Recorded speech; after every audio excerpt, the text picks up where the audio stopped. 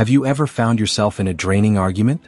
Maybe it's a coworker who always finds a way to undermine your efforts, or a family member who constantly twists your words to make you feel guilty. And of course, social media, where a single comment can trigger a storm of criticism. The truth is, dealing with toxic people is inevitable. They're everywhere, and trying to change them is a wasted effort. But there is one thing entirely within your control: how you respond to them. The Stoics understood this over 2,000 years ago.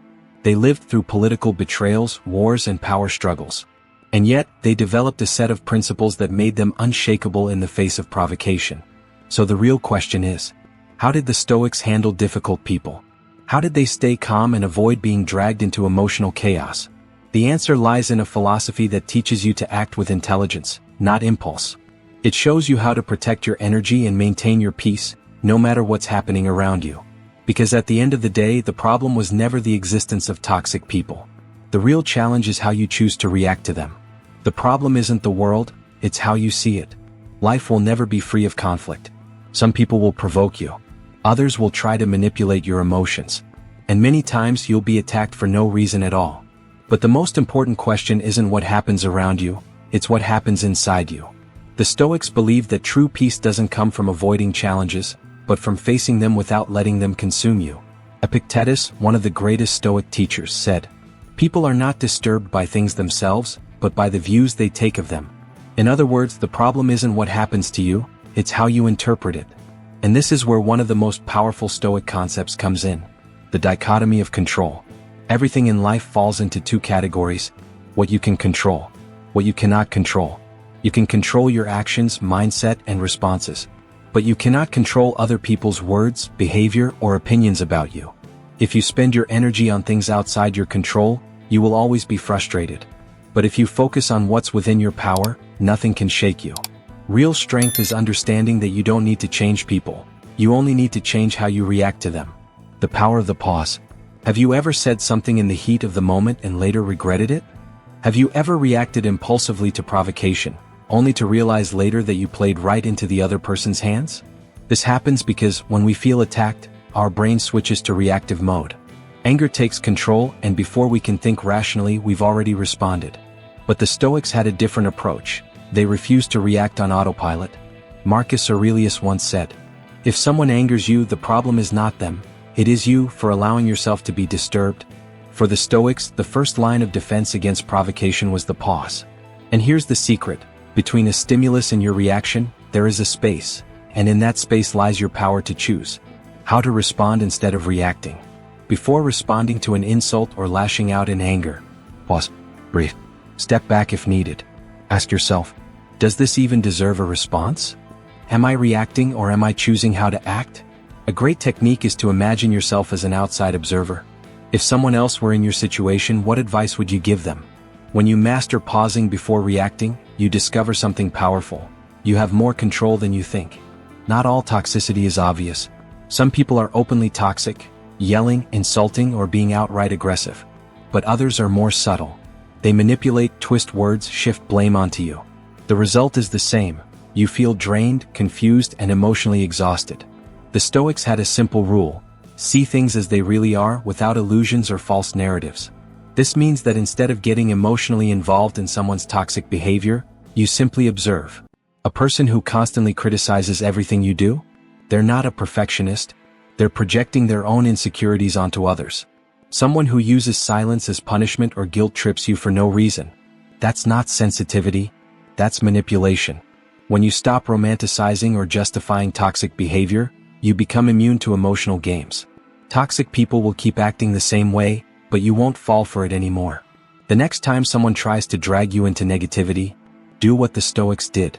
Analyze the situation from a distance. Don't get emotionally pulled in. Ask yourself, does this reflect something about me or about them? Most of the time, the problem isn't about you at all. And when you truly understand that, their toxicity loses all power over you. The power of indifference. Someone insults you, criticizes you unfairly, tries to destabilize you. What do? Most people react in the same tone, feel offended, or spend hours dwelling on it. But Marcus Aurelius, the philosopher-emperor, had a different approach. Choose not to be harmed, and you won't be. For him, words had no power unless he allowed them to affect him. This is what we call Stoic indifference, and it can completely change the way you handle criticism and insults. Think about the noise of a passing car. Do you take offense? Do you dwell on it all day? No, because you don't assign meaning to that noise. Now, imagine if you could do the same with negative comments. A practical exercise. Next time someone provokes you, don't react immediately. Imagine their words as nothing more than wind passing by your ears. Ask yourself, if a total stranger said this, would I care? If the answer is no, then why give it so much importance now? The truth is, it's not the insult that hurts, it's the meaning you give to it. And that choice is entirely yours. Stoicism is not weakness, it's power. Being stoic doesn't mean being silent or tolerating everything. Sometimes you do need to stand your ground, but without losing control of your emotions. Between submission and aggression, there's a more powerful way. Calm confidence. Seneca, one of the greatest Stoic philosophers, taught that how you carry yourself is just as important as what you say. A well-reasoned, controlled response holds far more power than an emotional outburst. The next time someone tries to provoke you, if you react in anger, you lose. If you stay silent out of fear, you also lose. But if you hold your ground, stay calm, and respond with clarity and control, you win. A practical Stoic principle: be short, clear, and definitive. Don't over-explain. Don't apologize for standing your ground. A simple "that's not acceptable" or "I prefer to go another way" is often enough. Strength lies in balance. Be firm without being aggressive, calm without being passive. Because when you master your emotions and respond with intelligence, it doesn't matter who's on the other side, you set the rules of engagement. Toxic people thrive on your reactions. They test, provoke, manipulate, and the more emotionally you respond, the more fuel you give them. The Stoics understood this early on. They knew the best way to win an emotional battle is not to fight at all. If someone shouts at you and you remain calm, the tension dissolves. If someone tries to manipulate you, but you don't react as expected, their strategy loses power. Epictetus said, "If someone tries to offend you, remember, it is only an insult if you choose to accept it as one." The key is cutting the cycle. Toxic people expect you to justify yourself, get angry, or try to prove something. But what if, instead, you simply don't play the game? The power of saying less. Here's a powerful technique: respond with less than they expect. If someone tries to start drama, just say "I understand" or "okay" and move on. If they try to provoke you, react with complete indifference. You don't have to solve every conflict. You don't have to counter every rude comment. Sometimes, silence and composure are the sharpest weapons. Because in the end, drama only continues if you give it attention. Setting boundaries isn't selfish, it's self-respect.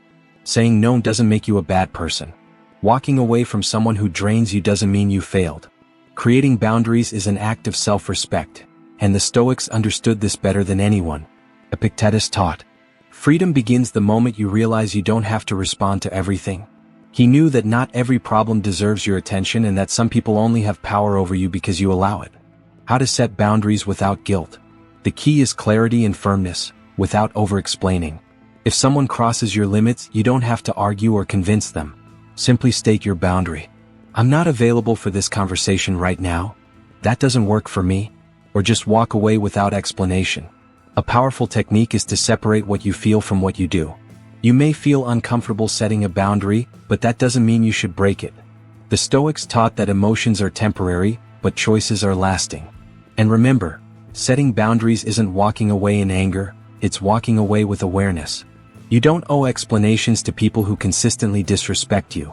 A true Stoic doesn't waste time trying to change others. They change their own attitude and move forward in peace. People are who they are. Accept it and move on. Expecting others to change just because you want them to is a recipe for frustration. The Stoics understood this and developed a powerful mindset to deal with reality. Amor Fati, love your fate. This means accepting life exactly as it is, without resistance, without complaints. It means looking at people and understanding that they are a product of their nature, experiences, and choices, not your expectations.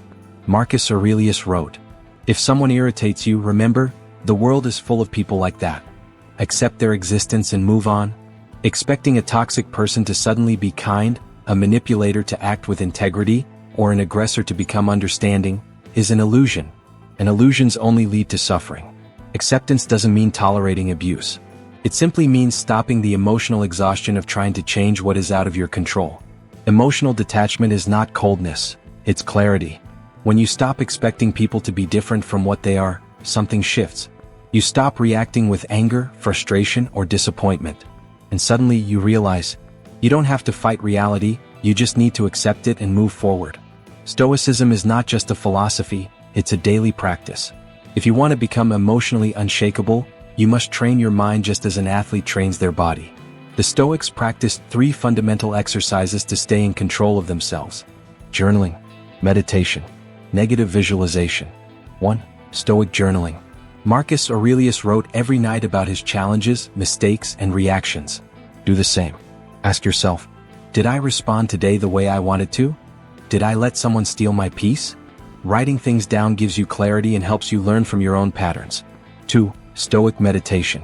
Stoic meditation is not about emptying your mind but directing it. Before your day begins, pause for a moment and ask yourself, what challenges might I face today? This prepares you mentally so that when difficulties arise, you're not caught off guard. 3. Negative visualization. A powerful technique for building resilience. The Stoics practiced imagining challenges before they happened, not to live in fear but so that if they did occur, they were already prepared. Think about a conflict, criticism, or unexpected problem. Now visualize your ideal response: calm, rational, and strategic.